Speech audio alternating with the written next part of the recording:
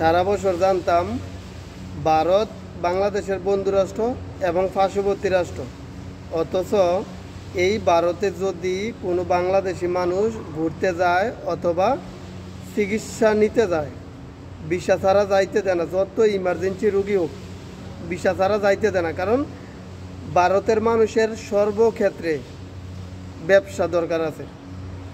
তারা লাভ ছাড়া, মানে ব্যবসা ছাড়া আপনার সাথে ভালো সম্পর্ক তারা রাখতে চায় না ভারত।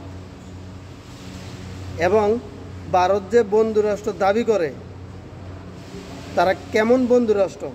তারা প্রতিনিয়ত বাংলাদেশের ক্ষতি চায় সব সময়। 1971 সালে যতজন মানুষ পাকিস্তানে মারছে, তার চেয়ে 100 গুণ বেশি মানুষ মারছে হলো ভারতে। কারণ ভারত চাইছে ওই সময় একটা সুযোগ নিতে চাইছে যে বাংলাদেশটা দখল করে এলাম, আমরা যেমনি কমু বাংলাদেশ এমনি চলবো, তারা ওই সময় চাইছে। আবার এখনও কিছু উদ্ভট কথা কয়, তাও কথা আসলে হাস্যকর। ভারতের কিছু কিছু মহিলা আছে যারা বাংলাদেশের নিয়ে কিছু কথা কয়, বাংলাদেশের নিয়ে তুচ্ছ তাচ্ছিল্য করে। ভারতের মহিলারা নাকি মুত্যা দিলে বাংলাদেশ বাইরে যাবো। আসলে আমি বাংলাদেশের মানুষ হিসাবে ভারতের যেই মহিলারা এই কথাটি কয়, তাকে মুতের জায়গাটা দেওয়ার খুবই ইচ্ছা ছিল আমার। কত বড় তাকে নদীটা দেখতাম, ঠিক আছে। তারা আসলে কিছু কথা কয়, মানে বেয়াকুব। তো বেয়াকুব মানুষ কোনো দিন মানুষ হইতে পারে না, ঠিক আছে।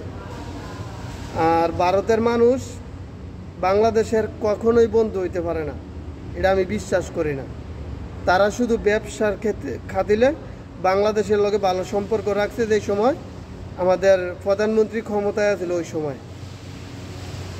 অথচ এই পাকিস্তান বাংলাদেশিগুলোকে ভিসা ফ্রি করতেছে।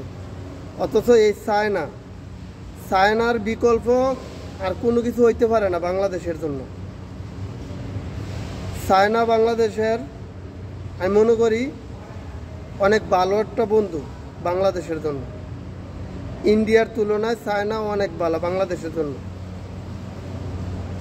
চায়নার কোনো বিকল্প হইতে পারে না।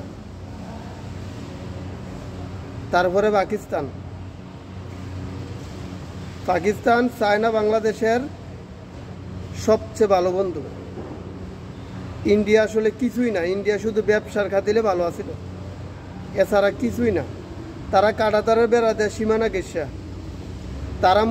তারা কয় যে মুত্যা দিলে বাংলাদেশ বাইরে যাবো গা। আবার কিছু পাগল আছে ইন্ডিয়ার ওই মিডিয়ার ভিতরে, বাংলাদেশ থাকবো না, বাংলাদেশ কি তার রেডি মুখ আসলে খারাপ করতে চাই না। মানে তাকে মাথার ভিতরে কিছুই নাই, কারণ তারা তো গরুর মুখ খায়, তাকে মাথার কী থাকবো? আর সব সময় খায় দারু, তাকে মাথাতে আসলে কী থাকবো? ভালো কোনো জ্ঞান, ভালো কোনো কিছুই নাই।